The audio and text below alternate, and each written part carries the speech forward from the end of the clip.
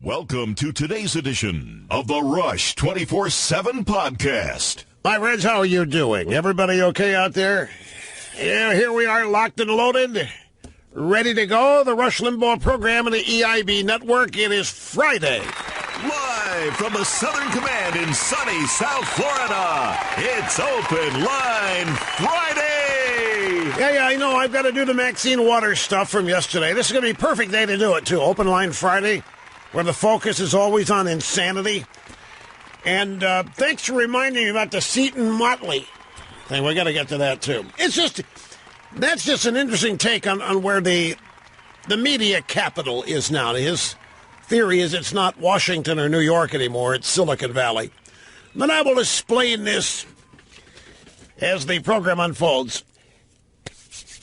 Open Line Friday means that you can talk about whatever you want to, including the news of the day, but it doesn't have to be restricted to that. For example, if you're very, very scared that we've got a tropical storm out there, you believe this. I got a note last night. Hey, have you seen this tropical storm? So where? It's right out there. It's in the Atlantic. Oh, hurricane season doesn't start till June 1st. I said, that's right. So what the hell's out there? Well, they're saying it's a tropical storm, the hurricanes is. So I went and looked at it. And naturally, it's like 2,500 miles away. It's going to dissipate today. It's near the Azores. It's a nothing burger.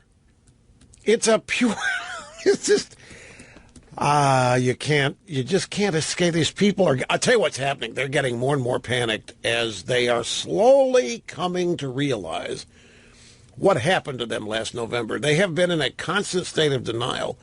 And the awareness of just how deep the defeat was and how widespread, I think, is causing panic throughout much of the left. And I will have examples of that. The fallout in this Hillary book, this is just stunning.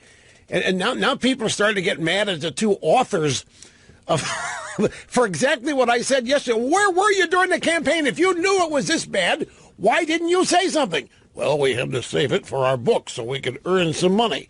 Yeah, but what about the country? What about saving the country? You knew the Hillary campaign was in the dumpster. You knew it was in the toilet, and you didn't report. That's because we had inside access, and we had to protect our sources. And we had... In fact, you know what the controversy is today? Apparently, Hillary's speech announcing her candidacy, when she gave it, and the immediate reporting, it was glowing. It was upbeat. The reporting, one of the best speeches ever. What a way to ignite and kick off the campaign. This is Hillary Clinton at her best. And yet, the same guy who said that in the book writes about how bad it was and how horrible it was and how uninspiring it was. And so leftists remember this guy and everybody else in the media heralding Hillary's announcement speech, and they read this book, and they find out that everybody thought it was excrement. And they're starting to realize that there were all kinds of people that knew how really bad this campaign was and in what bad shape it was, but nobody said anything. And one of the reasons for that is the fear of the Clintons. Anyway, let's get to the Paris attacks, because this is pressing here at the moment. One thing that makes me kind of curious here, I've been waiting for it. I haven't seen it yet. Maybe you have. I have not seen anybody in the drive-by media suggest the Russians might be behind the terror attack. What are you shaking your head for? Well, why haven't they gone there? I mean, why, if the Russians were behind cheating everything so that Trump would get elected, then why wouldn't they do the same thing in Paris to get another insane right-winger elected there? I mean, they interfered in our election to elect Trump, right? Why wouldn't they be behind whatever happened in Paris here in order to win the election for Marie?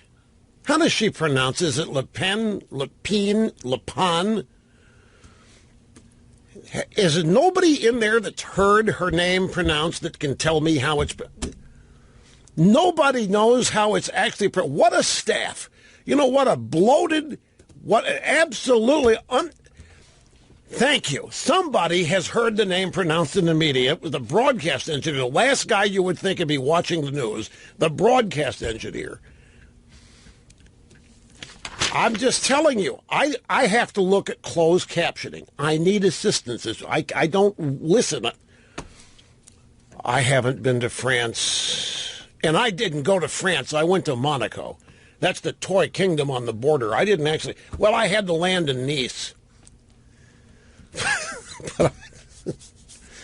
No, I don't have any on the ground experience. I haven't been to Paris in many moons. And the last time I was there, some vagrant homeless person followed me into a Rolex store, and the Rolex people wanted to kick me out for bringing the riffraff in. And I said I didn't bring the riffraff in. The riffraff followed me. And by the way, why are you calling them riffraff? Isn't that discriminatory? You know, I was up to speed on how to behave with the French. Anyway, look, don't distract me here. Okay, so she announces her name, pronounced her name Marie Le Pen. The idea that Trump would be aided by the Russians here and that she would be aided by the Russians in France, it's no more far-fetched than the claims the left is making about what happened to this election. In fact, it's if you're the Russians, it's easier to hire somebody to martyr themselves as in a terrorist. So I'm just waiting for somebody to. I think it's lack of consistency. If the drive-bys. And here's another thing. Have you seen climate change will fuel terrorism recruitment report for German foreign offices? Now, this is not exclusive to Germany. In this country, we are told that the military, the Pentagon, is asking for assistance and items in the budget to help them prepare for a dangerous world in the future based on climate change. You know, I was watching CNN today. What these people in this network do is just beyond reproach. They went down to Hayseedville. They went to the Deep South. I think they were in Nolans or down there in the Delta somewhere. And they wanted to find two people that don't believe in global warming. So they found a couple of gummers that are sitting there with probably 2-week-old shirts, corncob pipes, sitting on a boat, fishing for shrimp. And they're talking to them. No way. And no way global warming is not happening. And CNN says, well, what about the coastline that's vanishing right underneath you? What about the vanishing coastline, the rising? And there isn't any rising sea level. None of this is happening anywhere. And they try to portray these two guys as anti-science and climate deniers. And I'll tell you, they don't know how it is doing damage to their... They actually think this kook stuff is helping, but they're losing elections left and right, and it isn't helping. I'm kind of torn because I watch the lies, and it just infuriates me. And on the other hand, I have to stop and think, hey, let them go to it, because it may be actually turning people off of them and turning people away from liberalism, mainstream people. But climate change will fuel terrorism. Why don't the media say that climate change had something to do with what happened in Paris? Where's the consistency? If the Russians are tampering with elections to elect puppets,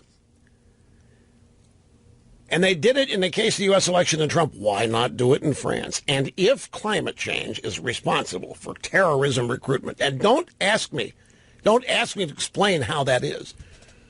Terrorism recruitment is based on one thing, imams in mosques, and that's it.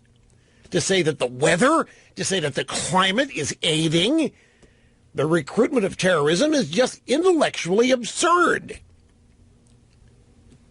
It ought not even be granted a second of legitimate consideration, but it is. Yes, right here. Climate change will fuel acts of terrorism and strengthen recruiting efforts by terror groups such as the Islamic State and Boko Haram, a report commissioned by the German Foreign Office has found. Now, what is the real reason for making this claim? Well, it's to give themselves and out. We can't stop the terrorism recruitment. We can't stop the expanding ranks. Well, it's the climate change that's causing it. What can we do about it? I would bet you Boko Haram. Have you seen those people? Oh, by the way, remember this. Remember the first instance we heard of Boko Haram? They kidnapped 300 young girls in Nigeria. And our immediate reaction was a Twitter hashtag, Save Our Girls. And Michelle Obama went out there, had a picture taken at a diplomatic reception room of the White House, holding up a sign with the hashtag on it. I saw a story, that was 3 years ago. I saw a story that none of those girls have been returned. Nobody knows where they are. And I couldn't help but think back to the hashtag and what a great and heartfelt effort it was. Such a sad, sad thing. It didn't matter. These things, Boko Haram, you think Boko Haram is even aware of climate change? Do you think it's even on their mind? Do you think they've got scientists that are calculating climate change, where and when, in order to go where and when, in order to recruit new members for Boko Haram? This is why I've always maintained, to do this job, to do it well, you really have to be confident, self-assured, and not affected by outside influences, because this can drive you nuts. This exposing yourself to what liberals think, believe, and do can literally drive you insane if you don't have a boundary mechanism or a safety mechanism. By the way, the Associated Press report on the attack in Paris said that it get this now. Here's the real problem with the attack. The AP says that it threatened to weigh on voters' decisions at the polls this weekend. Yeah, you see, that would be terrible if French voters went to the polls thinking about terrorism when they vote. We can't have that. That's going to be bad for our side. That's going to elect Marie Le Pen. We can't have voters thinking that. What a bunch of bigots the French voters are likely to be, says the AP. I was watching Tucker Carlson last night on the Fox News channel. And, you know, Tucker has this unique aspect. He somehow goes and gets liberal guinea pigs who do not know that they're guinea pigs. He goes and finds the best daily example of liberal, extreme, wacko stupidity and invites them in. And then just throws their beliefs right back at them and asks them to explain it. And it's comical because what is almost always exposed is that these people are just reciting things they've memorized. And when certain questions are asked they have knee-jerk reactions and answers. And it's quite illustrative to watch because you learn that these people are not thinkers at all. They're not really engaged. They've just been brainwashed and programmed with propaganda, and they know how to recite it. But they're also, I think, undergoing lessons on how not to let Tucker Carlson get to them. Now, last night's example, have you heard about this? The Western Kentucky University student government voted on Tuesday in favor of reparations for black students in the form of free tuition. The resolution passed by a vote of 19-10. It recommends a University of Western Kentucky acknowledge slavery as a debt that will never be paid and to offer free tuition to black students regardless whether they have blood links to slavery, the antebellum days or not. It doesn't matter because if you're African American, you have roots to slavery, whether you do or don't. You do. And you automatically qualify. The resolution asks that a special task force be created to look into test optional admissions and admissions weighting based on geographical location, which in theory would make it easier for black students to apply and be accepted at Western Kentucky University. What that means is a resolution that would create a special task force that would basically say that anybody who wanted to go to the school on the basis that they need reparations because they come from a slave past would automatically be admitted. And there, of course, is a leader of this movement.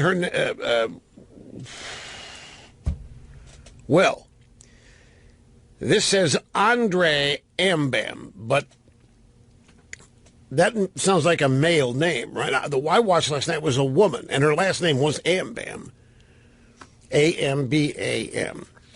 But let's just go with what's written here. Andre Ambam, one of the resolution's authors, told the Herald that racial disparity has translated into economic disparity, inhibiting black students from attending college. If you really care about diversity, if you really care about inclusion, if you really care about making this campus safe and accessible to everyone, having the student government support of reparations for black students would be amazing, said Ambam. Now, as I watched this, a couple of things occurred to me. One thing was, why does anybody go to college? I mean, this woman is like everybody else, primarily from the left, but it's not just restricted to the left. That is, there is a cultural belief or acknowledgement that you must go to college. You must. It is one of these things that if you don't do, there's something odd about you. If you don't want to, there's something odd about you. It's just one of these you have to do. Now, why? And I'm serious with this question. Why? What is the purpose of going to college? If you're a parent and you are insistent that your kids go to college, why? What is the ultimate aim? If you are a student who desperately wants to go to college, why do you want to go to college? Because when you get to the real answer to that question, then something else occurs to me about this whole argument about reparations and other things that I think exposes what's really going on. But I have to take a break now. We'll continue after this. Don't go away, folks. And welcome back. It's Open Line Friday. El Rushbo, serving humanity simply by showing up. Oh, we have an update on the Boko Haram original kidnapping. 57 of those girls escaped in the first 6 months following kidnapping, and 21 were freed last October. So the hashtag worked. Is that what you're saying? The hashtag free our girls worked, or bring back our... Well, I apologize. I don't know that I had seen either of these details. In fact, the story I read about this was just last week that nobody'd seen anything of the original 300. I'm glad to hear that was wrong. I'm happy to hear the hashtag worked. Well, somebody's going to claim credit for it. I mean, why else would Boko Haram... Well, I know they've kidnapped thousands of girls since then, but the hashtag, I mean, if some of the 300 are back, you know damn well that people don't claim the hashtag played a role. Speaking of the hashtag, what is it? Barack Hussein Obama is returning to the public square.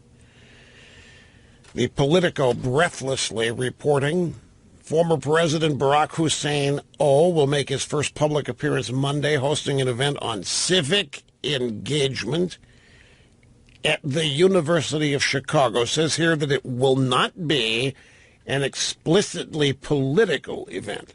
Oh, yes, it will, particularly if it's about civic engagement. So, Obama, I think this may be my prediction prior to the election coming true. We'll have to wait till Monday to find out. And we'll be back and roll on right after this, too. Sit tight. Open Line Friday. Rush Limbaugh here at 800-282-2882. Feel free, whatever you want to talk about. If you've got questions, if you have comments about things not in the news, this is... I'll tell you how this started. I want you to know how Open Line Friday started. When this program began, we didn't take very many phone calls at all, and as a new program, it was under the microscope of analysis of people, because it was unlike anything else. There were no guests. There were no authors. There were no people on here pushing anything. It was just me and the things I care about, passionate about, thought were funny for 3 hours each and every day. And in the early stages, many of the calls were about me. Many of the calls expressing love and adoration, some expressing anger and outright displeasure. How can somebody with such an ego like you be hosting a radio show? Because it was new. And I began to realize that there were fewer and fewer people calling to talk about issues. And so I used Open Line Friday to let people talk about something besides me. And that's how it began. And it is a tradition unlike any other. We have held on to it, and we offer it each Friday as an opportunity for you to talk about anything. And because Monday through Thursday, the program's tightly screened, you have to talk about things I care about, or we ask you to call back on Friday. That's what it's for. Now, back to this story. And by the way, it was Andrea. This is a typo. It was not Andre Ambam. It was Andrea Ambam. And that's what I saw last night on Tucker. And they've got a resolution here that they passed at the University of Western Kentucky University, suggesting that African-American students be given free tuition as reparations for slavery, whether the African-American students have any direct trace to slavery or not, because there's been so much discrimination, and the discrimination is going to continue, and the discrimination is never going to end. Slavery, according to Andrea Ambam, is a debt that will never be paid, and as such, young college students, African American, at Western Kentucky U need to get free tuition as a form of reparations. Now remember, with everything involving liberalism, like this is proposed as a solution. The solution to what? Well, solution to the never-ending discrimination that is slavery, a solution to the problem that a lot of kids can't afford to go to college and their parents can't afford to send them. So this is presented as a solution, but it never is. In liberalism, nothing ever is a solution. It's just either the starting point for a new program or a new phase in an existing program. But nothing is ever fixed. Nothing is ever resolved. It's just like affirmative action. Affirmative action has no end. When it was devised and concocted, it had no end. There was no plan to say at some point down there, okay, we have leveled the playing field now. We've evened the scales. We have made amends for the transgressions of the past, and now we're eliminating. And I knew this because way back when I talked to people that were the architects of affirmative action, and you could really make them mad by calling it quotas. And I asked them, when's this going to end? I mean, how many years of this is it going to take for all of you activists to say the scales have now been balanced and the discrimination has been? He said, oh, never. Affirmative action is never going to end because that debt can never be repaid. It was never intended to end. And just as this is never intended to end either. This is just the beginning of reparations taking whatever form the people demanding them say they want or need. But since this is about college and tuition, I want to go back to the question, why do people go to college? I'm talking about not the people that go just, they don't know what to do, they don't know what they want to do, they're going there to bide time. I'm talking about people and parents who are actively engaged in the idea of a college education. What is it for? Is it to get educated? Is it to become worldly? Is it to meet people and learn how to be sociable and get along with other people? Is it to be educated so that one can earn a significant amount of money in order to be self-supportive and to eventually have enough to buy a home and to raise a family? What is the purpose here? What are the reparations really for? And I'll give you a hint of where I'm going at this. You've seen the tax revenues that have been reported as collected by the federal government. The last 2 years are records. If you add up the federal income tax, the corporate tax, the capital gains tax, The federal government is collecting record tax revenue. Every quarter, the money coming in is a record. We've never collected more. We've never paid more in taxes. Now, it's another story entirely when you figure out who's paying it and who's not. That's another discussion. Okay, so record revenues are coming in. More money to the government than ever before. Now, let's go to the budget. Does the budget, and I'm not talking about Trump's, I'm not talking about Obama's, I'm talking about just the way Washington has been working. The budget, as you know, is really, when you get down to brass tacks, not relevant to how much money the government takes in. Because every year there is a deficit, a massive deficit, and the total sum of those deficits now add up to a national debt of close to $20 trillion. The federal budget is put together every year not based on how much money the government's going to raise. And there's no way anybody else can do a budget this way. If you run a business, your budget has to be totally determined on how much you generate. You cannot spend more than you bring in unless you've got a line of credit at a bank or a way to get some sort of credit, but then you're throwing collateral up, so you're running the risk of losing your enterprise, no matter how, if you exceed your income. In your personal household, it's the same thing. You simply cannot go spend more than you have and get away with it for very long without your world crushing you and falling in on you. But when it comes to the federal budget, none of those things are applicable. It's something called the baseline, the current services baseline, that determines every year's spending. And the current services baseline has nothing to do with how much money is raised. The current services baseline is only related to how much money was spent. So the current services baseline, let's say for Health and Human Services, let's make up a number.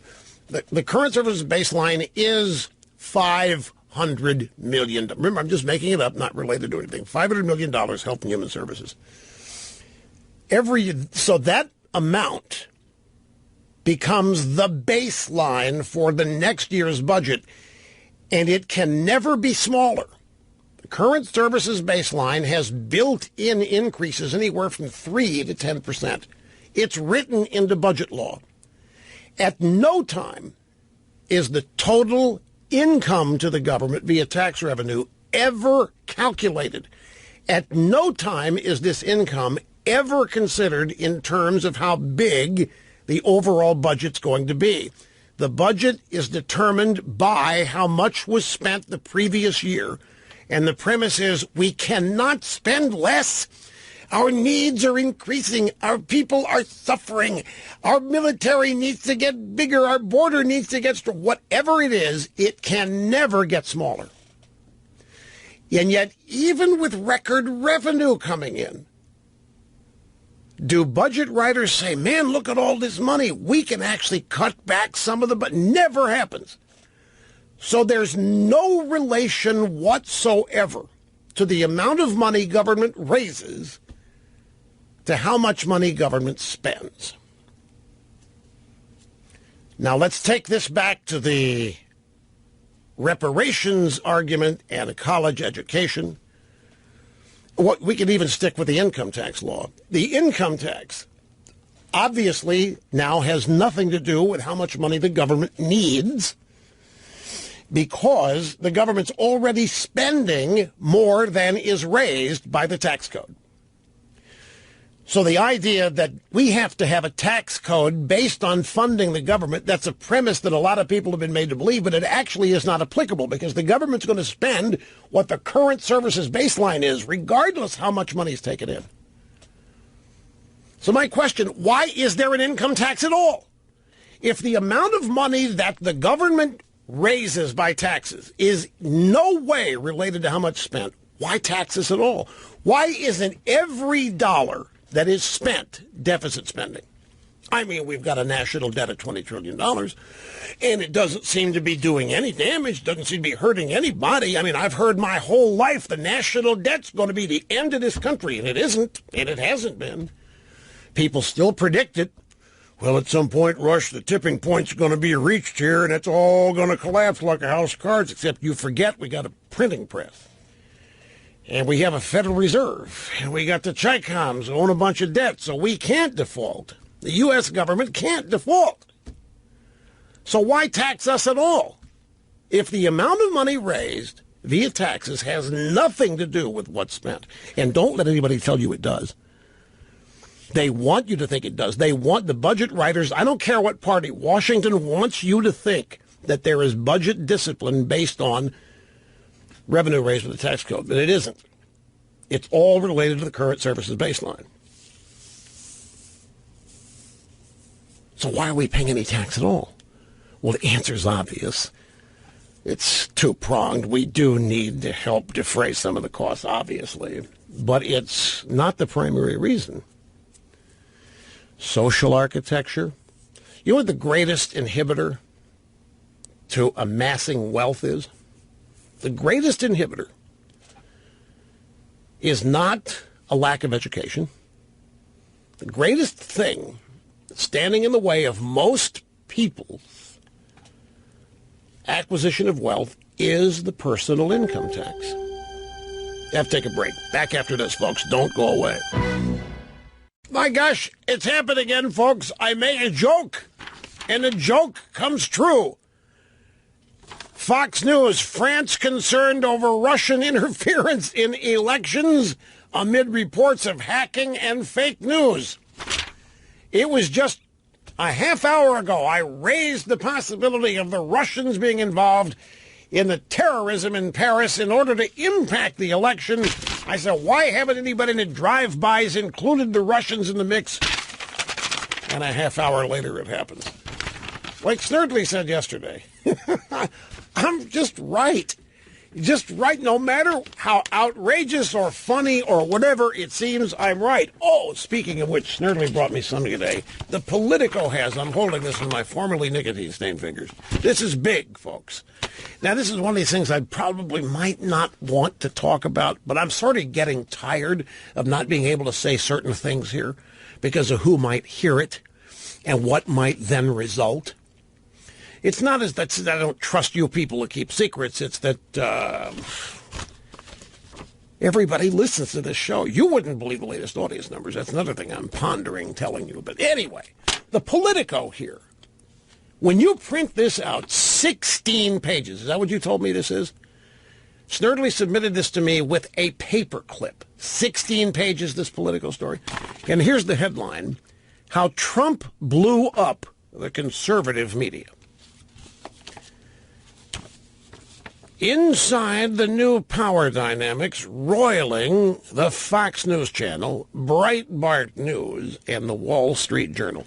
And it's written by Eliana Johnson, who is the daughter of Scott Johnson, who's one of the three guys at the Powerline blog.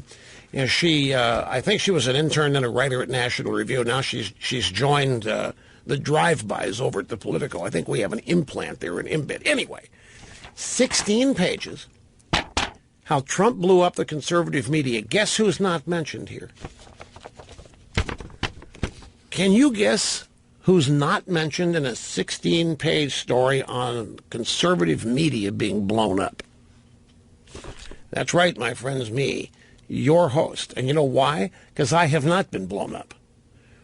We have not been blown up. We are not conflicted at all here at the EIB network. We have absolutely no qualms about how we've handled anything, how we're doing anything, how this program is done, how it's put together, how it's performed, how it's executed. We have no conflicts, no doubts, no worries whatsoever.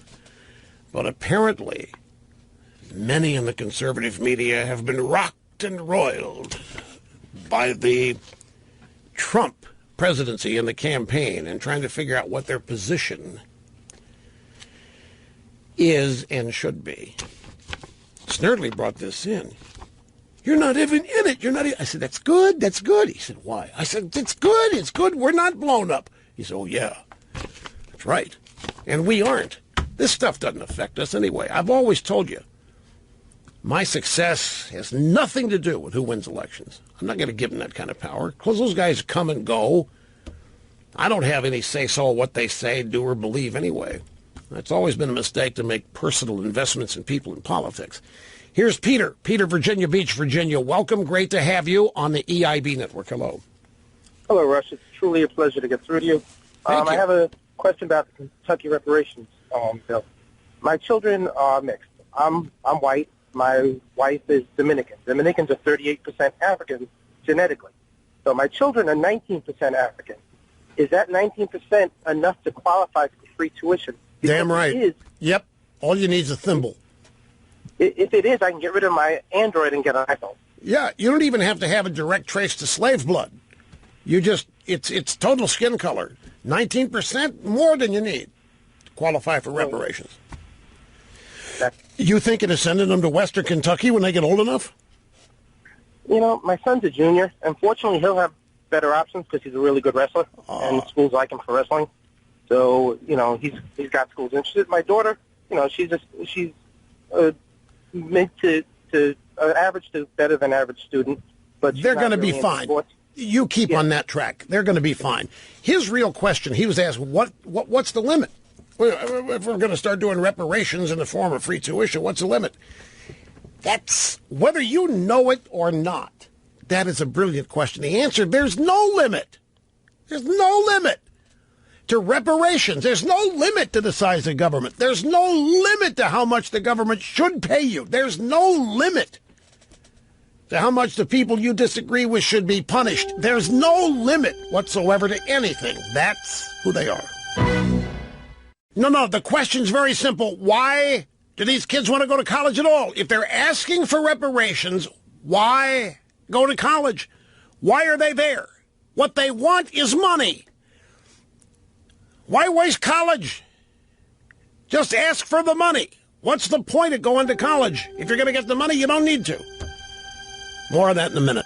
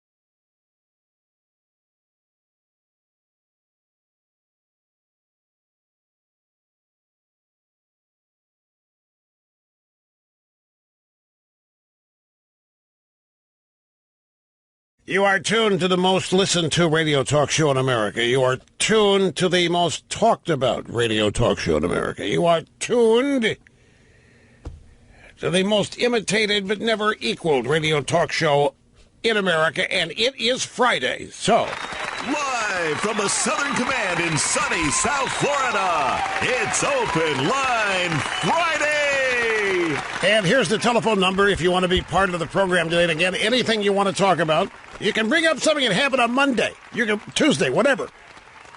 A question about nothing to do with anything we've talked about. Use your imagination.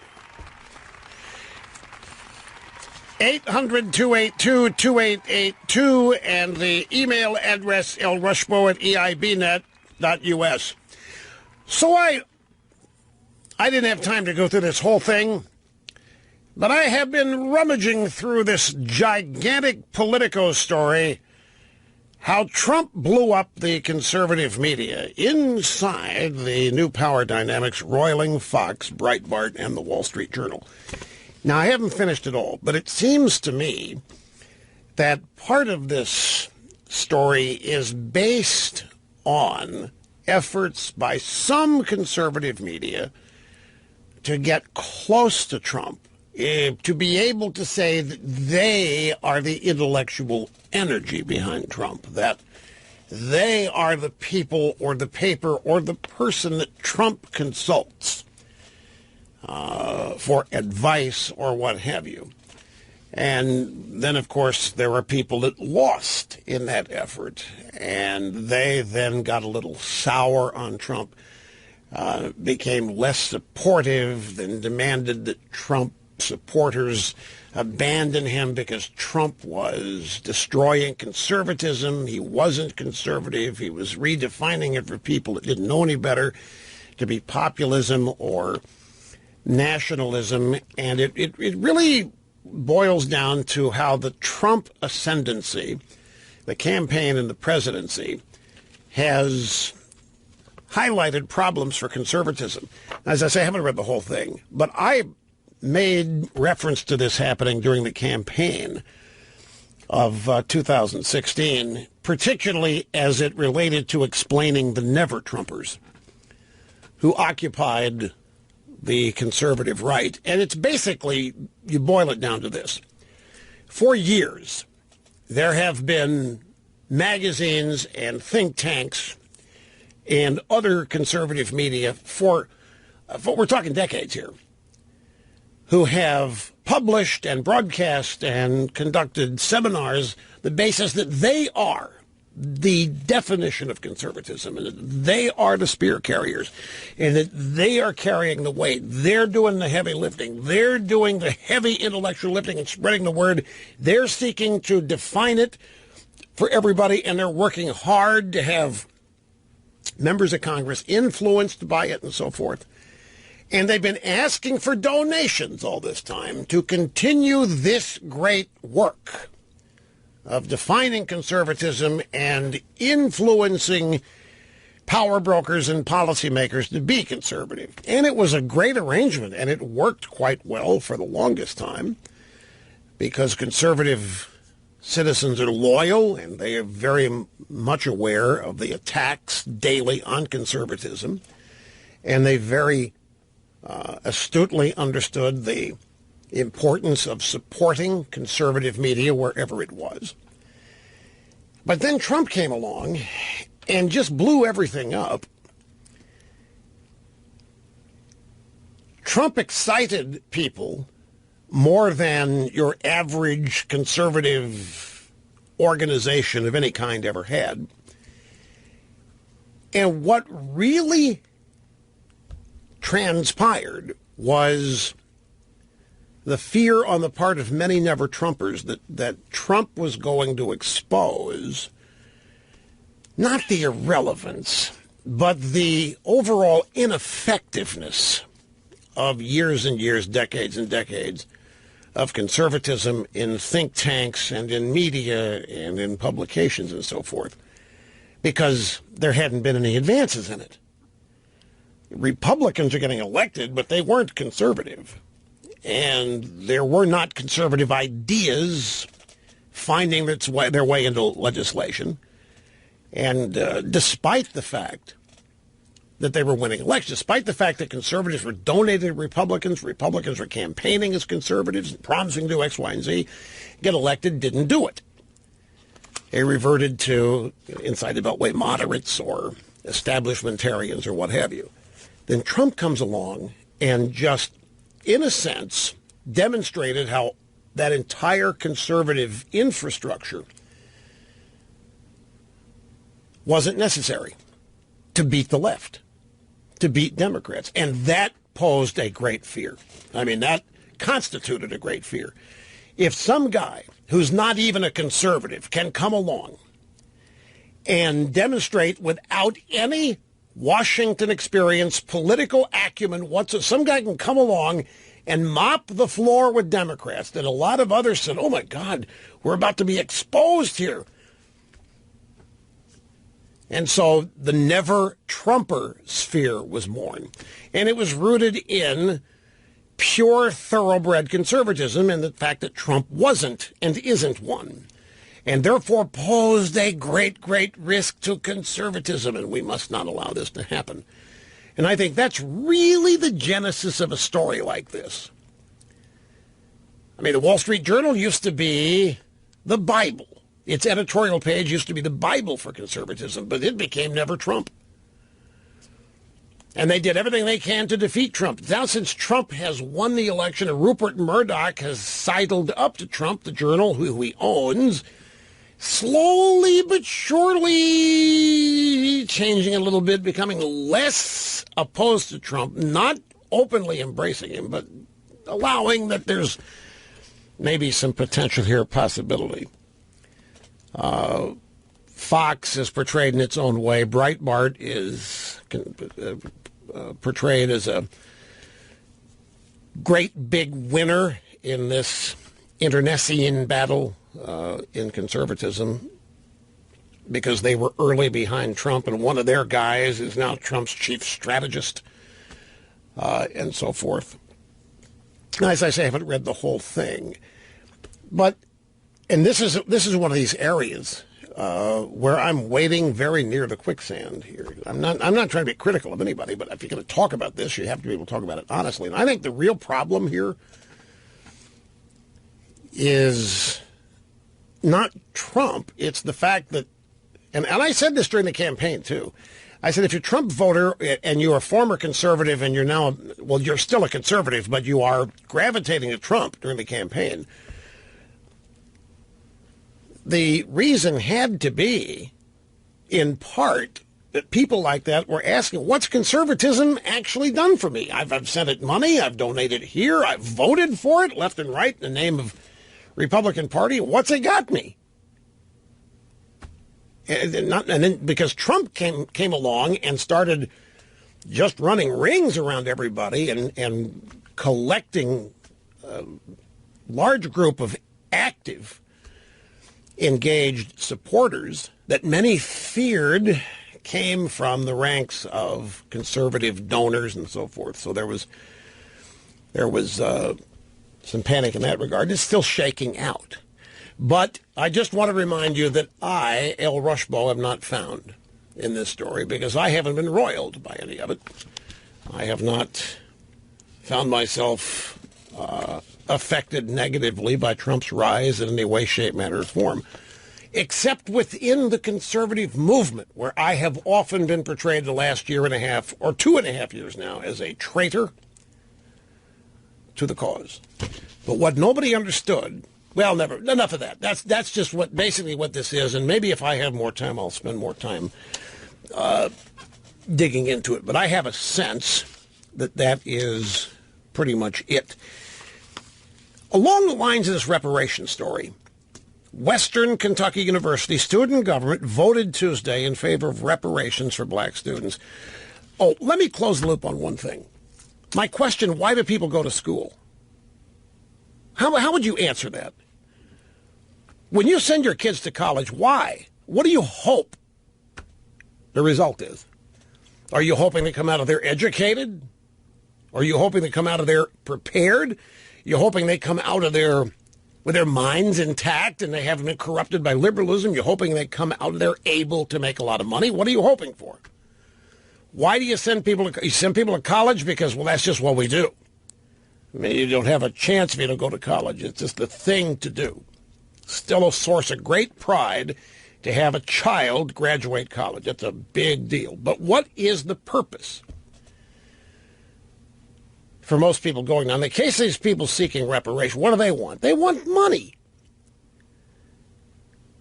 Obviously, the reparations movement is about one thing, and it's about one thing, money, but the premise behind their expectation of money is multifaceted.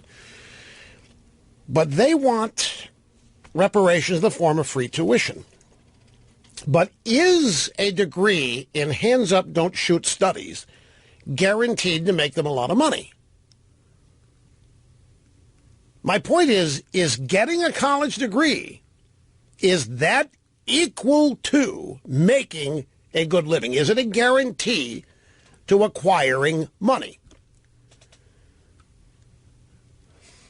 Well, it depends. Look, it's a multifaceted answer. College can teach you how to shake people down. College can teach you how to cheat. College can teach you how to blow up the university. College can teach you, how to deny conservatives free. It can teach you a lot of things. This is my point. Why do you send your kids there? Okay, granted, if you want to be a doctor, you have to go, at least for now. You have to go. If you want to be a warrior, you have to go. But I'm not talking about that. Those reasons, they're obvious. But if you're going to college for a degree in hands-up, don't-shoot studies, say, or anything, why are you there? Why are your parents sending you there? Why do your parents want you to go there? So now we come to these students at Western Kentucky who are African-American, and it doesn't matter whether they can trace it or not, because they're black. They've got slavery in their past, and that makes them entitled to reparations. The reparations they want is free tuition. Well, that's not going to get them in. It's not a free tuition. A college degree isn't a guarantee of anything. So I'm just saying, why are you taking the long route? What you want is money. Just demand the money. Why even waste the 4 years in college? Just say you want reparations and you want the money. Don't give it to the school. You want the equivalent of 4 years tuition to school, and you don't ever have to go. And you don't have to waste your time getting a meaningless degree in something hands-up, don't-shoot studies or whatever it is you take. Wait a minute now. I'm talking about college. I'm talking about going to college is not payback. Reparations is payback. And that'll never end. If they are given the equivalent of a 4-year tuition to go to Western Kentucky, you think when the 4 years are over and they still got no money, that they're going to be satisfied, they're going to be gratified, and they're going to thank you for paying my reparations. What they're going to say is, what good did this do me? I didn't see a dime of it. It all went to the school. And I had to sit here 4 years and I've got this worthless degree in hands-up, don't-shoot studies. I need more. You tricked me. I think something about this, folks, it doesn't compute with me. I think the reason behind this is actually quite studied. If you are demanding reparations but not money, I think the thinking is that it may make people more amenable. If you can grant reparations by simply opening the doors to your university and letting people come in, I mean, it costs you income, but it doesn't cost you spending.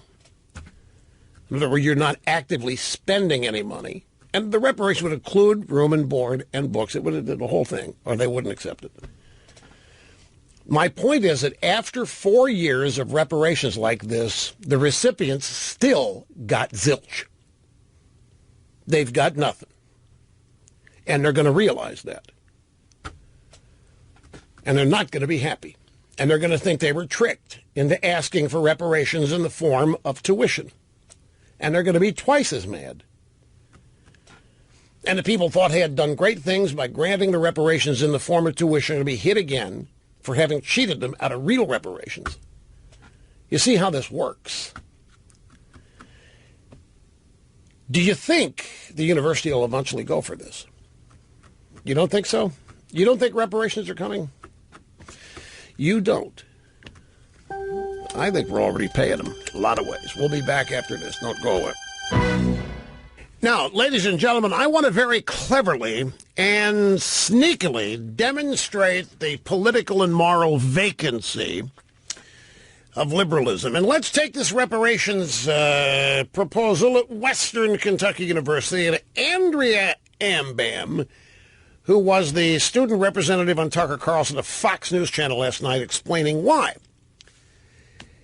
She said, Andrea Ambam, last night, that her parents are immigrants, that she is not a descendant of American slaves. But she thinks, nevertheless, that all blacks should get free tuition, reparations, whether they are the descendants of U.S. slaves or not. You know why? Because they face so much discrimination. Whether they have a genealogical trace, whether they have slave blood or not, they still should get reparations like she should because they face so much discrimination. Now, she said she's an immigrant. That means her parents came here. If this place, America, features so much discrimination against people of color, why did her parents come here in the first place? What is the reason? If this place is so discriminatory that people of color should be paid compensation for putting up with it, why come here in the first place? Classic illustration of the moral and political vacancy of liberalism. You can use the same glittering example in immigration. We're told that countries in Central America and South America, they may be war-torn, but oh, they're beautiful places and they've got wonderful cultures. And this America place, what a rot gut hellhole. This place is filled with discrimination, racism, bigotry. There's rape every day on college campuses. There's a bunch of Republicans running around trying to deny everybody their free speech rights. You've got guns everywhere. You've got people standing in the way when you want to get an abortion. What the hell would they want to bring anybody here for? I mean, really, out of one side of their mouths, pro-illegal immigration and sanctuary city advocates portray America as the armpit of the world. Maybe the groin of the world. It is that bad a place. It's filled with bad guys and white racists, anti-women white guys, sexual harassment everywhere, rape everywhere, standing in the way of your right to a free abortion, standing in the way of your right to free health care, Why do they want to come here if this place is so bad? And it's a legitimate question, legitimate hypocrisy. Why bring anybody that you love and cherish like illegal immigrants? Why bring them to this hellhole? Why, Andrea Ambam, did your parents bring you here or come here if they're going to face a lifetime of discrimination? Why do it? For the money? By the way, I've got another question for Andrea Ambam. If it's so bad, why do you stay? I mean, it's one thing for your parents to come, knowing that there is going to be a lifetime of discrimination, bigotry, racism, and why come? But you were born here. Why stay? If this place, if the United States of America is just the hellhole of the world with all of this bigotry and racism and hatred and misogyny, denial of human rights for women and minorities, and why stay, Andrea? Now, don't misunderstand. I'm not telling her to leave. I'm asking a question. Why stay? You telling me that all it would take for you to put up with all this discrimination is somebody to pay your tuition for 4 years or however long you're going to be there at Western Kentucky? Why stay? Why come? Why would you bring people you love to such a rotten place as the United States? And then after they get here, why would you continue to run down the United after you've brought them here? You brought them here as illegals. You've got them in a sanctuary city, and you brought them for what reason? There's no opportunity here because it discriminates against people like them. So what did you do bringing them here?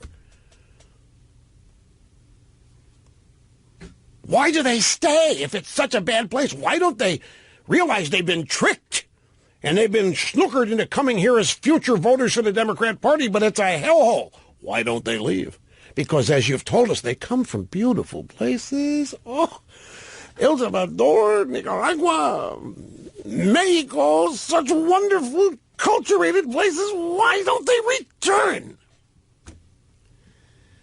If America sucks the way you say it does. Rhetorical questions all, folks. Don't misunderstand. Okay, to the phones, Fort Worth, Texas. Dan, great to have you with us. I'm glad you called, sir. How are you? Rush, it's an honor. I've been listening to you since you're doing loser updates in 1988. Thank you. I appreciate that. The loser updates, yes. Anyway, hey, I was listening. You're talking about people are upset about Trump not being conservative enough. You know, he's not the purest conservative that I would have preferred as far as ideology, but there's no conservative out there who can get as much of the conservative agenda across the finish line as he can. Before him, there wasn't one. No. There wasn't. The so-called conservatives were... There's people in the field of 16 I thought had a better conservative pedigree, but as it turns out, this guy's doing more and with less. Well, the people you're talking about that have great pedigrees didn't run. They stayed there and they wrote and they pontificated and they went on cruises and stuff, but they didn't run. They didn't run for office.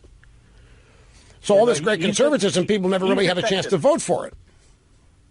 Yeah, he is without a doubt the most effective conservative that will ever come in the next 10 years. I want to properly state this. Donald Trump is not a conservative. And in his own mind, especially, he's not a conservative. But that doesn't mean he doesn't think that way. And it doesn't mean that he's not oriented in that direction, particularly as he sees how the opposition treats him. These are people that used to be friends of his in some regards. New York liberal moderates, they were friends of. Now, he sees who they really are. And when I say he's not a conservative, I mean he's not a doctrinaire, ideological conservative. He cannot tell you who Edmund Burke is. He cannot tell you who Friedrich Hayek is. And he's not interested. It doesn't mean he's not interested in that. Donald Trump doesn't size things up this way. He looks at problems that need to be fixed, and he thinks he's got an abundance of common sense, and his way is the right way, the only way, and he's going to do it. You know what he's doing today? He's heading over to the Treasury Department to do what he can to blow up Dodd-Frank with executive orders and to do what he can do with the tax code. Since the Congress won't help him in anything right now, he's doing as much as he can with executive orders. He's not stopping. But he doesn't get up and say, what conservative things can I do today? All right, he doesn't get up and say, what is the liberals doing today that I can really humiliate and that's not he doesn't do that. He gets up and looks at the problems that he sees and has identified and does what he can to go about solving them. And he goes out and says, yeah, we got the greatest armada that there's ever been. We got the greatest armada. It's steaming right now to North Korea. People go, what? Where is it? They conclude Trump's a doofus. Doesn't know what he's talking. Mike, grab that theme that we used for Dukakis fundraisers, the Pat Metheny thing that we used, because I want to play it for people. He's talking about the loser update, and I'm sure people wonder, what the hell's that? Let me know when you've come up with it. It goes back to 88, 89. Anyway, you might find Dukakis in the computer reference. Might be tagged that way. At any rate, none of this means that Trump is not accomplishing conservative things, because he clearly is. And in fact, he's probably accomplishing more conservative things than previous Republican presidents who have tried to tell us they're conservative, but they really haven't been in terms of doctrinaire. But this came down to something.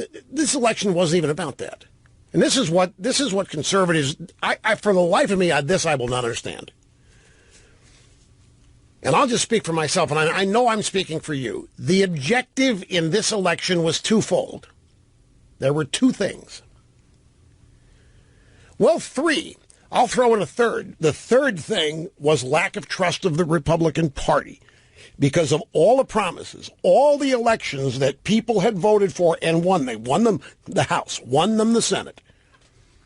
And every time that happened, the Republicans came back and gave another excuse for why they couldn't do what they said they were going to do during the campaign. So the two factors were, no way was Hillary Clinton going to become president. No way. The second thing was beat the Democrats, beat Obama, beat the left, because that's the source of the problems that most people in the country are facing. Liberalism, socialism, the 8 years of Barack Obama, an absolute disaster when piled on previous years, say the Clintons and even some of Bush stuff. And so the Trump campaign represented the only shot we had of stopping Hillary and stopping the left. And people rolled the dice and said that as a priority is good enough for me. They weren't sitting around saying, I don't know that Trump's conservative enough, I don't want to be betrayed again. They didn't look at Trump as betraying them. They didn't look at Trump as a typical politician. You know the way people looked at this? Year after year after year, doctrinaire politician after doctrinaire politician gets elected and nothing changes. It was an opportunity to vote for somebody that had nothing to do with the system that most people thought was standing in their way or not adequately representing them. And the people inside the Beltway and some of the conservative movement never figured this out. And I'll tell you why they never figured it out, because they didn't agree with you or me that the country was in crisis.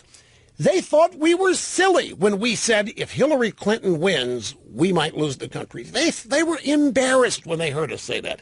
They thought that was the most asinine thing because the country wasn't going to end for them. Where they live and operate and work, everything's fine. They don't have any illegal immigrant problems. They don't have massive unemployment problems. And trade deals are not negatively impacting them.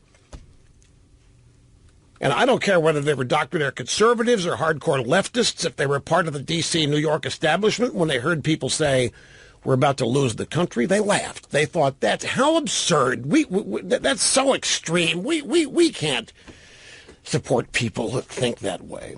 They did not, they could not get their arms around the idea that the objective was to stop the left, to stop the Democrats, to stop Obama, to stop Hillary, and that's what Trump was a vessel for. Now you add in some real love for Trump, some real attachment to Trump, a real connection to Trump based on the fact that people believe Trump, and then you had a slam dunk win. But people were so far removed from the America in which you live that they couldn't understand it because they don't see things that way. To them, it boiled down to conservatism is being betrayed. You can't support the man. He's a phony. He's a fraud. He's destroying conservatism. Look at the stupid things he says. Don't you know how stupid? You didn't care. Because there's nothing more dangerous and stupid than Democrats, leftists, the media, Hillary Clinton, and whoever she would put on the Supreme Court. This was not complicated at all. So many of them didn't get it. Now you say, what was a loser update? Take a brief break and I'll explain it to you when we come back. Don't go away. Okay, we go back to 1988. It was George H.W. Bush, seeking the presidency. What he was saying was Ronald Reagan's third term, and the Democrat opponent was Michael Dukakis, the boring, tiny governor of Massachusetts, whose big claim to fame was telling people how much he loved process. There was a debate.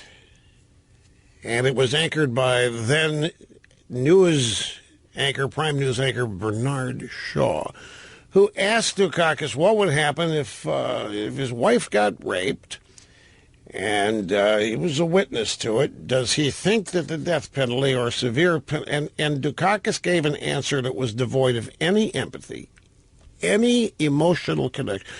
Well, Bernard, when talking about rape, we must make sure that we advance as much evidence as we can to understand that the allegations of the rapists are fully explored and understood. If people could, he just asked you, if your wife got raped, what would you do? And you're standing there acting like a wonk? So it led to panic on the campaign. This was after Dukakis did a Beetle Bailey impersonation. To show that he was a tough guy, he put on an army helmet while being driven around in a tank. And it just looked pathetically comical. So it was getting down. I mean, at one time, Susan Estrich was a campaign leader, the campaign manager, had a 19-point lead over George H.W. Bush. And the lead was dwindling and dwindling as Dukakis kept doing this kind of stuff. And there was one last rally, a couple of days. It was in Boston before the election, where Dukakis could rally the troops, raise one last bit of money as the band that was going to get everybody all excited and revved up and ready to go, started playing the moment Dukakis entered the stage. Crowd's trying to go nuts, but they don't know what's going on. Dukakis looking around, wondering what's happening. Band tries to get it together here, but they just can't pull it off. Band tapers down, and it's time for Dukakis to start giving the speech. And this is it. This is where Dukakis made the big final push here. It's a loser update theme. And then they had the election, and Dukakis lost, and that was it, the loser update theme. Having more fun than a human being should be allowed to have it. You know, we have a 10-year-old young girl from Morehead City, North Carolina, on the phone named Elizabeth. Elizabeth, I'm glad you called, and it's great to have you on the show here today. How are you? I'm good. Well, that's wonderful. What can we do for you? What's up? I wanted to tell you how much I liked your books. Well, that is so sweet of you to tell me that. And I've just been to Monticello and to James Monroe's house and James Madison's house. You've done all of that already? Yes. Which one did you like the best? I can't decide between Monticello and James Madison's home. Wow. You haven't been to George Washington's house yet at Mount Vernon? No. When you go there, they've turned that into one of the most amazing places. It's a miniature museum. It is the house has been restored where Washington lived, and I've had dinner there. I actually had dinner back in 2007 on the back porch overlooking the Potomac with it's one of the most beautiful places right there on the Potomac River. And they've got a library now and a great film presentation. So if you ever have a chance to go, since you visit places like this, you should go to Mount Vernon as well. But about the Rush Revere books, how many of you have you read? I've read 4, and I'm reading your 5th one now. Wow, you're about wrapping them all up. Well, and let me guess, your favorite character is Liberty. Yes, he's my favorite. He's really funny. Now, you're 10 years old, when did you start reading these? I think in 4th grade. And what do you like best about them? I like that how Liberty is really funny and that I get to learn history also. Yeah, that's great, because we actually take you to these historical events and put you in them. Well, Elizabeth, you've made my day here. I want to send you some stuff from Revere and Liberty. If you can hang on, don't hang up.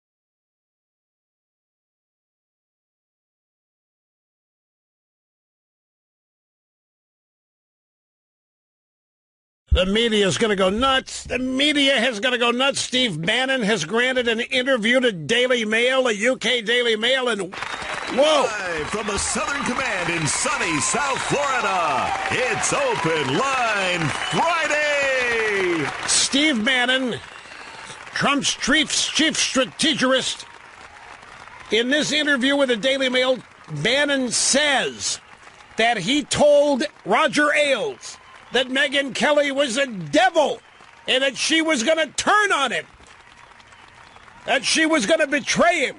And Bannon says he warned Ailes to be careful of Megyn Kelly. Wait till the media gets hold of this. Welcome back, my friends. Open Line Friday. Rush Limbaugh having more fun than a human being should be allowed to have. 800-282-2882 and the email address lrushbo@eibnet.us. Let's see what else this says here. They click on it right here. You know, the Daily Mail summarizes what's in the story very easily. She's the devil. She will turn on you. Bannon reveals that he warned Ailes about Megyn Kelly. He told a former Fox News CEO his network star would betray him. Took issue with Ailes and Fox News after Kelly went after his boss in the first Republican debate. Oh, it was after that debate he warned Ailes, be careful, she's going to betray you. That's it. I mean, that's the highlight of the bullet points. I'd have to read the whole story to find out what's more, but I'm, of course, otherwise busy. There are other things in the stack of stuff here that I want to get to before the day ends. Plus, I've got to get back to your phone calls.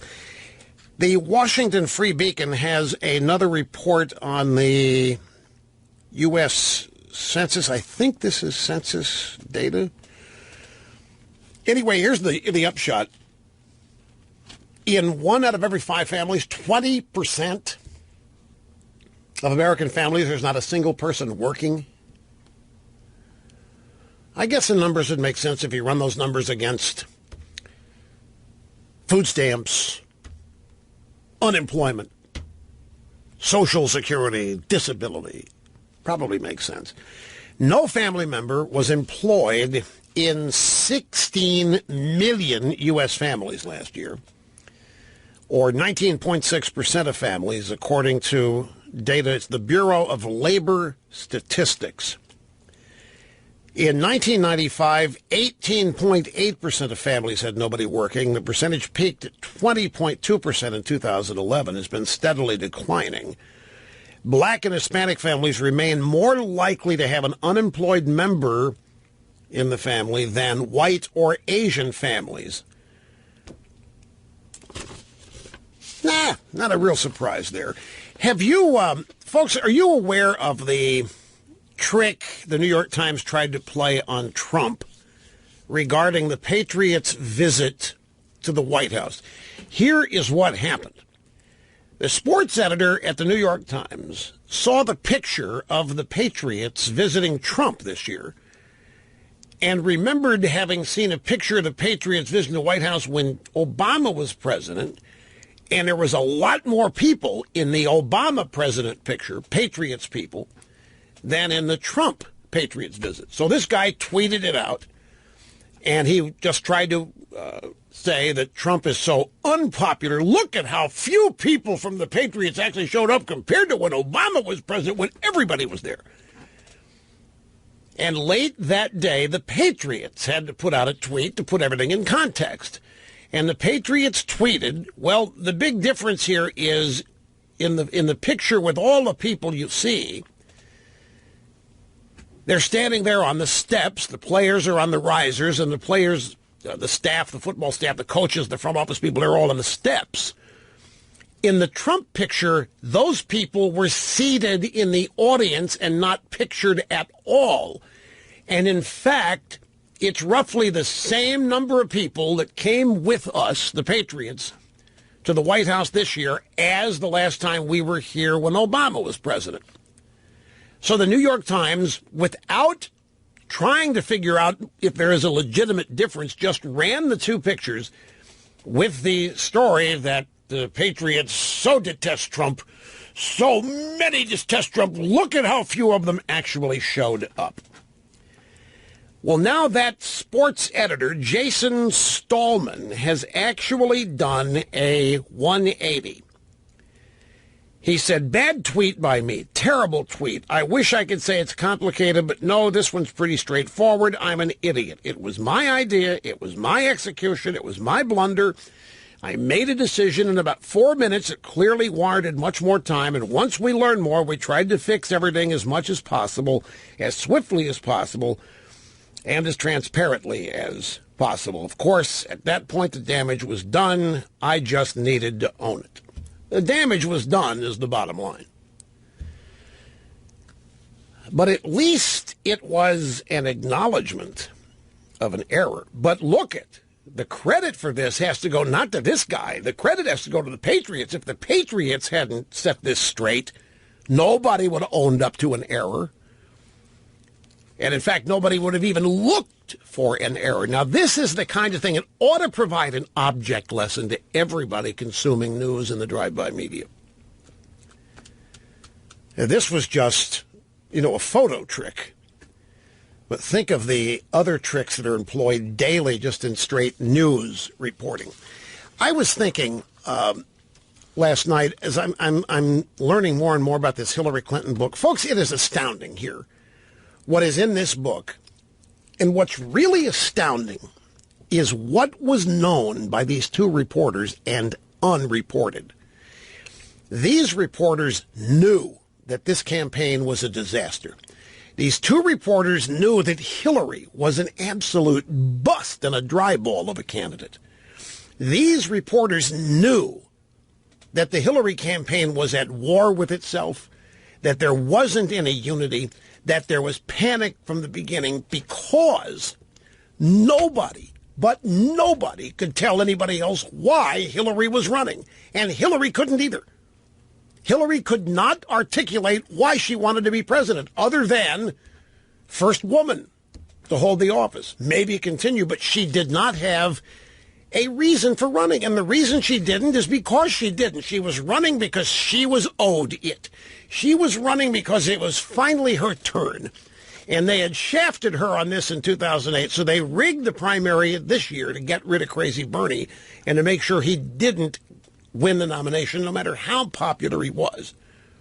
She didn't have a reason. These two reporters are embedded in the campaign, and they've signed NDAs. They've promised they won't reveal sources. They didn't care to. They withheld all of this news so after the campaign for the book so they could profit from it. But what Democrats are learning now is how the media misreported everything, from how well she was doing in the polls to how great this campaign was to how unified it was. They're figuring out that they were lied to. Democrats were lied to multiple times a day by the media, which was hyping and exaggerating. And look at what's happened as a result of this. Has a brand ever been pounded harder and deeper into the ground than Clinton Inc.? And I think this is so important it's worth pointing out, because it wasn't that long ago that everybody in Washington politics was scared to death of these two people. Scared to death of them all the way back to the 92 campaign and the Bill Clinton presidency, and scared to death of the Clintons when Hillary's running for president last year. They were thought to be omnipotent. They were thought to be prolific fundraisers. They had that foundation. They were taking donations, selling access to the office even before she was elected. People thought Hillary Clinton was the second coming, second only to Obama. And now look at how that brand has just been pounded. Democrats have been informed that Hillary Clinton ran her second campaign even worse than her first one, which was a brain-dead effort. They have been informed, because of this book, that Hillary Clinton investigated her own staff by reading their emails after her 2008 campaign crash. Democrats have been informed because of this book and other things that Hillary Clinton could not articulate a reason to be president in 2016. She literally couldn't. The last time something like this was so profound was when Teddy Kennedy was running for the Democrat nomination in 1980 against Jimmy Carter. It was so bad. Carter's presidency was so bad the Democrats had to do something. They ran Ted Kennedy, and Roger Mudd, CBS News, did a sit-down interview with Kennedy and asked him, why do you want to be president? And it was one incoherence after one incoherence after incoherence. He could not articulate a reason. Self-esteem, could not. And she couldn't. Even her campaign ads were all about Trump not being qualified, Trump being unfit. Democrats have now been informed that Hillary Clinton is engaged in a witch hunt to find the leakers to the authors of this devastating book, Shattered Inside Hillary Clinton's Doomed Campaign. The Democrats have learned that the Clinton Foundation is in deep financial trouble, is about to shut down, and that Hillary wants nothing to do with it. The Democrats are being told that the next great Clinton conquest will come from Chelsea Clinton, and they're laughing privately about that. Hillary's loss was so bad that the Democrats right now, you know the most popular Democrat in the country is right now? Bernie Sanders. And he's not even a Democrat. He's an independent. How old is he, 84?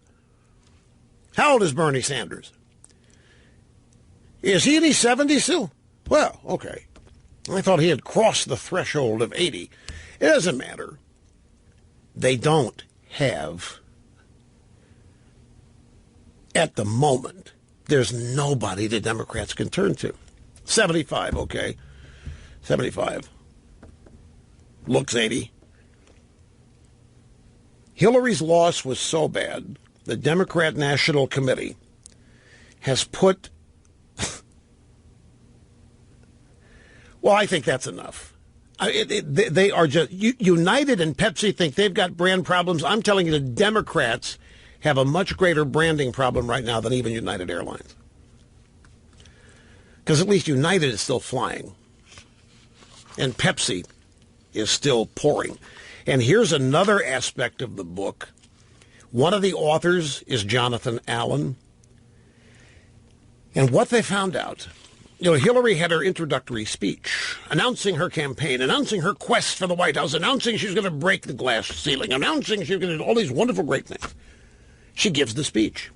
And the drive-bys just have orgasms over it. Oh, it's such a great speech. Oh, it was the most wonderful speech we've ever heard. And that's how they reported it. And even Jonathan Allen, one of the authors of the Shattered book, wrote a glowing review of Hillary's announcement speech. But in the book, and he wrote that on Vox back on June 13th, he talked about how Hillary had nailed the vision thing. She had nailed it. She gave people reasons why she wanted to be president, what her vision for America was. In the book, the same guy writes of Hillary's speech as though it were a disaster. And Democrats who remember this guy's glowing praise, and everybody in the media had glowing praise for her speech, but in truth, it was a loser. It was dull. It was downbeat. It was uninspiring. A.B. Stoddard, you've seen her on Fox News and CNN. She was with The Hill. I don't know who she is with now, but she's got a column out at Real Clear Politics. Democrats tell Hillary to go back to the woods. Her column ends, Democrats don't owe Clinton anything, and they no longer need to fear the Clintons. They should keep her rehabilitation journey as far away from their own as possible. Lucky for her, President Trump no longer wants to lock her up, but it's high time the Democrats lock her out.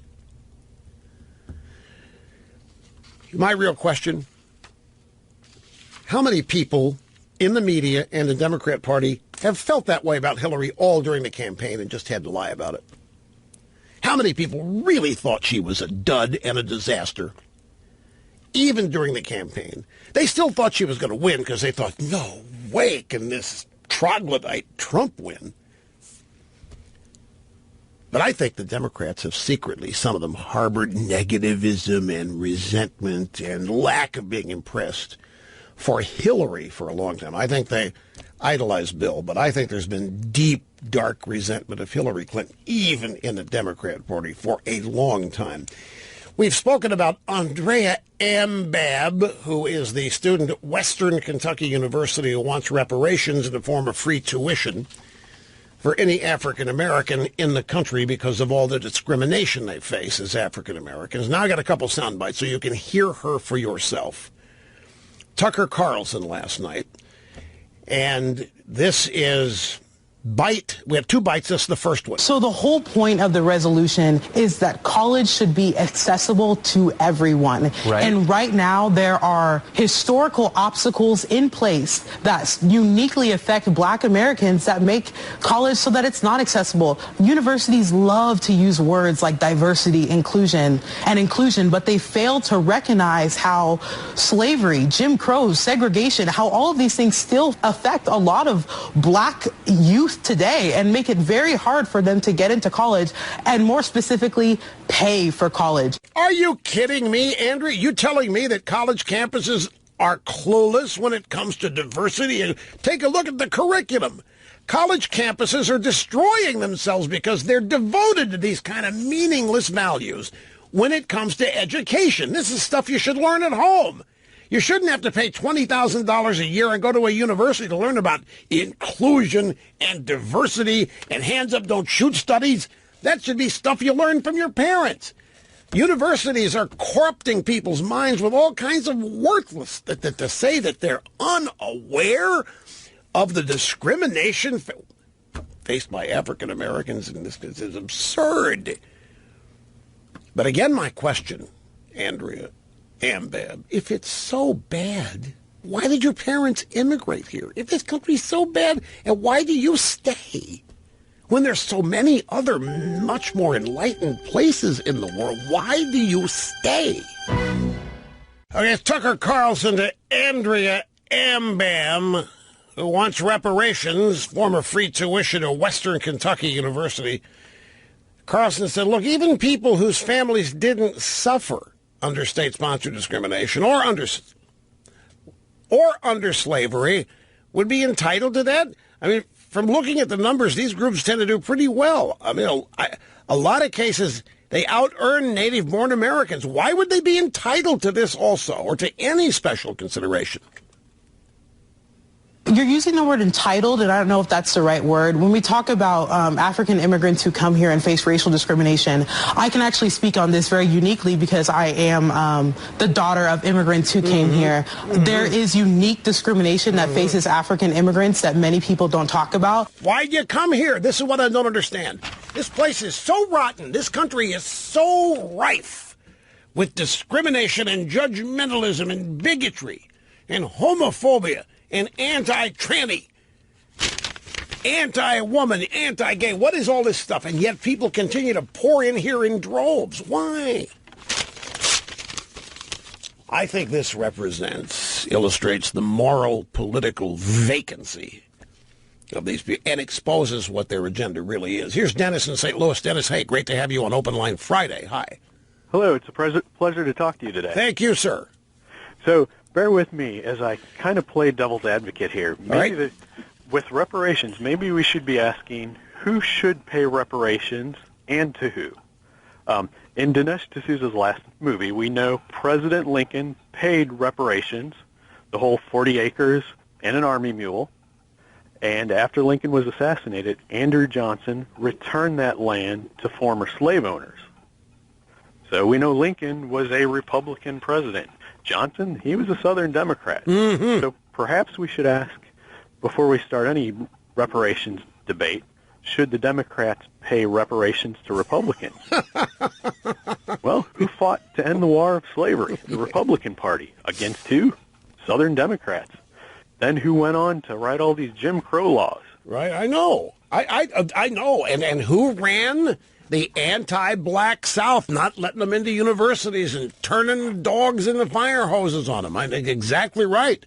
So in that sense, you have a point. If there are reparations to be paid, it's the Democrats that owe them. It's the Democrats that owe them.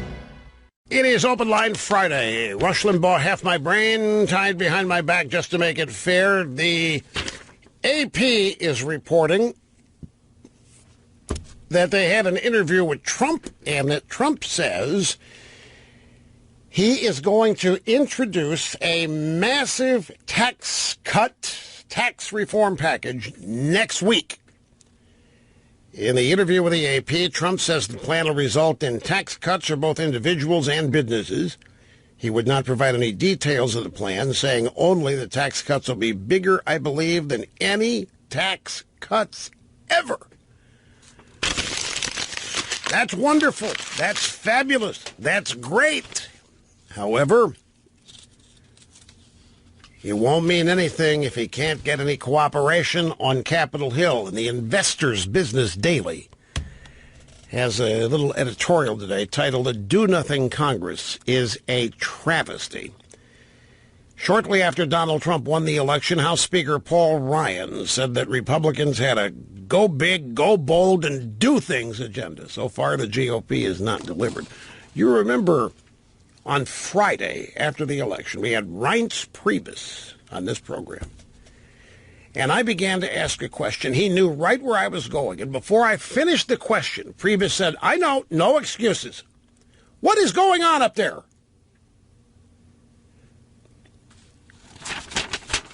The usual computer press. The computer is firing itself, folks. I mean, it's launching items on its own. Anyway, Priebus said, I know, no excuses. No excuse. And that's exactly right. No, what he was referring to, when the Republicans got control of the House, they said, well, we can't really do anything with Obama in the White House until you give us the Senate. So we gave him the Senate. And then they said, well, we can't really do anything here because Obama's still in the White House. So we elected Trump. And then they said, well, we can't really do anything because we don't have 60 votes. And people have thrown their hands up in sheer frustration. So Trump is going to introduce this. And I think I know what's going on. You know, if you listen to Mnuchin, if you listen to some of the other administration people, the news has been, I don't think we're going to get to tax reform this year. Certainly not by August like we originally hoped. I don't think it's going to happen. And then people said, and the reason it isn't going to happen, we need the savings from our repeal and replace of Obamacare. Until we get that, we can't do tax cuts. And Trump's watching all of this, and he knows full well what he promised, and he knows full well what his voters expected. So as I said earlier, Trump's over the Treasury Department today, and with whatever power he can muster via executive order, he's trying to dismantle elements of Dodd-Frank, which is an absolute, it's one of these great liberal things disguised as a consumer protection bill. But all it did was put shackles on the entire financial services industry under the guise that everybody in it is a criminal already, and all they do is rip off the customer. And so we're going to make it really hard for them to even do business. So Trump's going to dismantle that. He's also taking some action via executive order on taxes, but I think what Trump is doing is flooding the zone and basically trying to put pressure and to highlight the fact that it's not him. He's promising and trying to do everything he said he was going to do.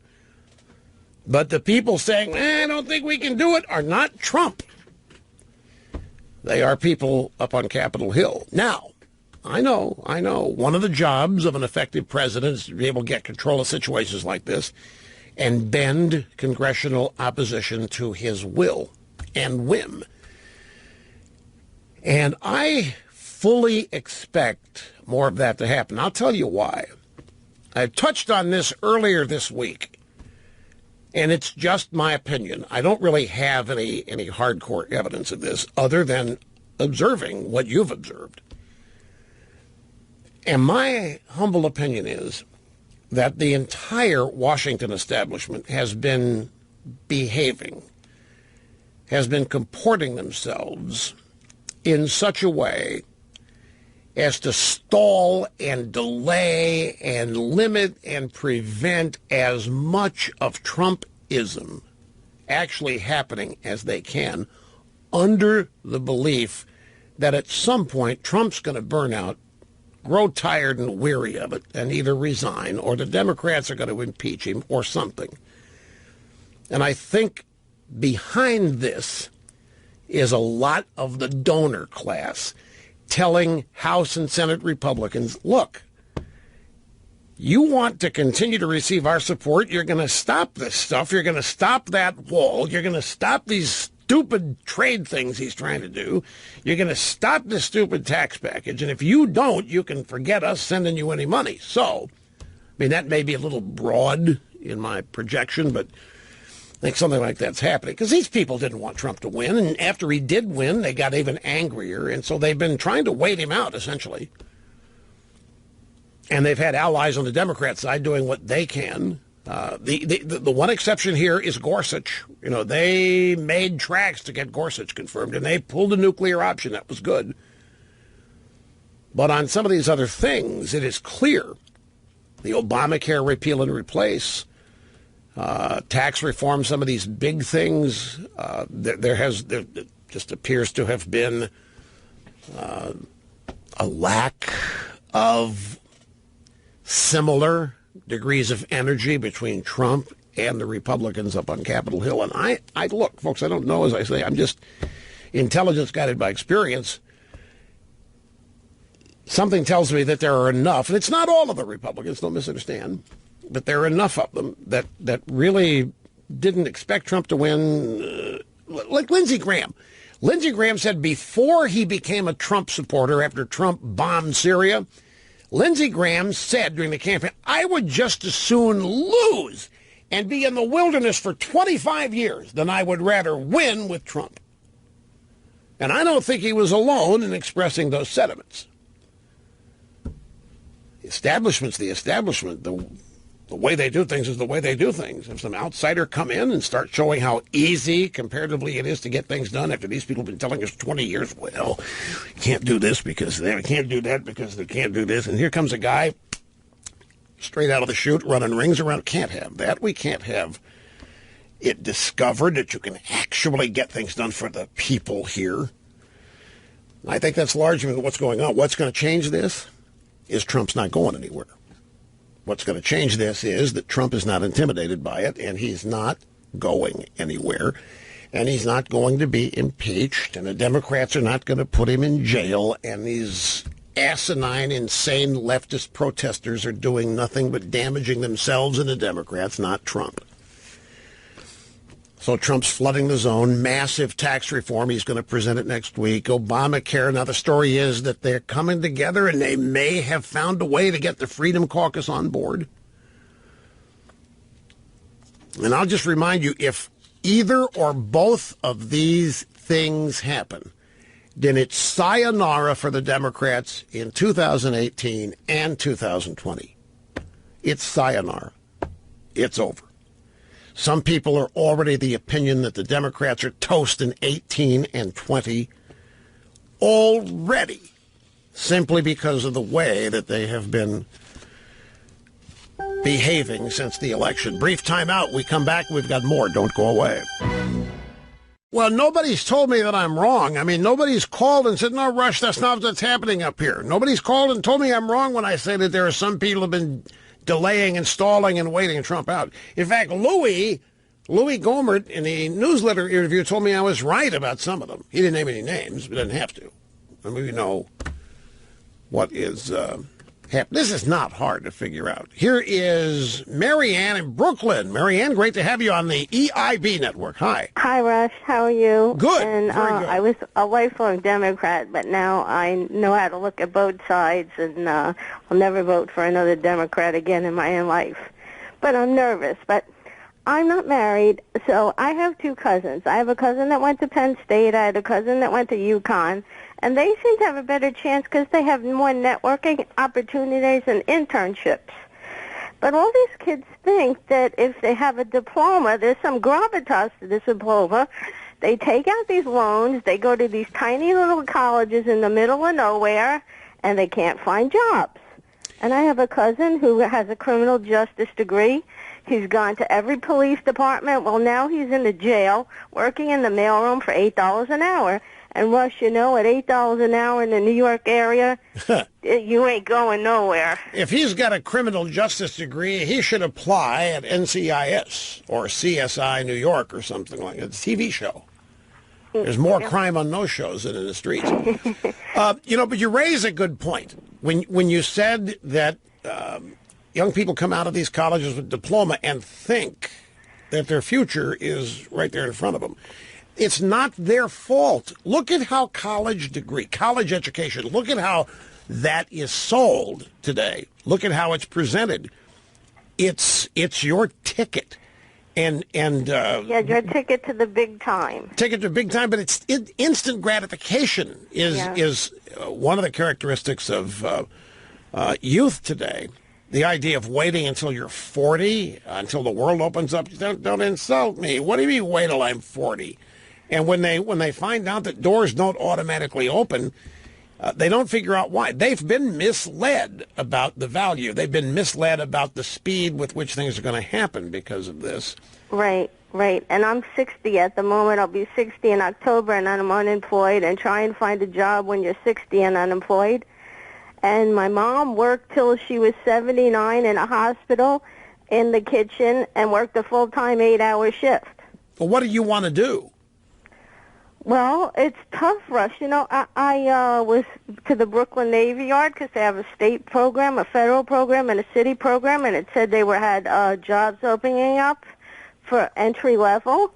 And then I read a program by I read an article in the newspaper, and it was from someone in the city council that said they wanted to pull up the illegals into these middle-class jobs. I doubt I'll be hearing from them anytime soon. So, but I read an article I want to tell you about our esteemed Governor Andrew Cuomo, who in 2016 created 757 jobs, and in 2015 created 141 jobs, and in 2015 created 76 jobs, spent $53 million on advertising for these jobs because he's got some program upstate going. Well, he's got to get reelected. Yes, I know. He wants to be president. Meanwhile, let's take this back to you. You are 60, and I don't know how you view 60, but when I said, what do you want to do, you didn't answer me. You started talking about, well, I'm looking here, and this is a... No, wait, what do you want to do? That's what you should... What do you want to do? Well, you know what, Rush? I really would love to be a chef, but at this point, I have bulging and herniated disc and stenosis, so that's out. But I don't really know what to do. I have to find something that will fit into my disability at the moment, and that's tough. That is tough. I acknowledge. But I have... The only place I'm going with this is that I've always found that if you're able to identify a desire, that you're going to get closer to being passionate about that than you will be about something that just comes your way. And since life is to be lived and enjoyed, life is not to be endured and suffered, and it's not a slog. It's not designed to be. It doesn't have to be. I mean, I know it is for all of us at times, but we only get one. There's only one. We don't get do-overs in terms of the entire life. And so there's nothing wrong with actually trying to find a way to get paid doing what you like, whatever it is. And in your case, I know you're 60. You have to fill your day doing something. And I'm gathering, I would assume that most of what you try to do during the day is stuff that you enjoy or at least don't dislike. And that to me would always be, that's what I did. You know, I got fired a whole bunch of times in radio, and as a DJ at age 28, I figured I had failed. I was too old to be a rock and roll teenage disc jockey, so I went to work for a baseball team. And after 5 years, I realized I didn't like corporate structure, and so I decided I'd better go back to what I like, because that's where I'm at least going to be happy. So I went back to radio, and I tried it in a different way. And I've just believed in people I've studied and seen who have basically have a day where they're more ups than downs. They're doing what they like. They've found a way to get paid for something that they like and are passionate about. And it's not that hard, and it makes much more sense. But then I know they're compromised. You need money. You maybe don't have time to wait to find that thing that actually pays you for doing what you want to do, so you have a stopgap. But never giving up the quest for what you're really passionate, what you really like. In 60s, I disagree. It's not too old. Depends on how creative, inventive that you want to be. And all of it's predicated on desire. Desire is the great equalizer, because once you have the desire, there's nothing stopping you other than you. Anyway, so you hang in there. You'll find something. And don't depend on Cuomo. You have just told us how you can't depend on Cuomo to find your job. What, 800 people he's employed here in however many number of years? From NBC News of all places, most millennials are finding it hard to transition into adulthood. More census news here. In 1975, only 25% of men 25 to 34 had incomes less than 30 grand. By 2016, 41% of young men earned less than $30,000 a year. And you put this together with millennial women claiming to be ashamed and embarrassed if their boyfriends or spouses earn more than, or if they earn more than their boyfriends. Trouble transitioning to adulthood. I wonder why that might be. We should discuss this further. I hope you have a great weekend, folks, and we'll be right back here on Monday.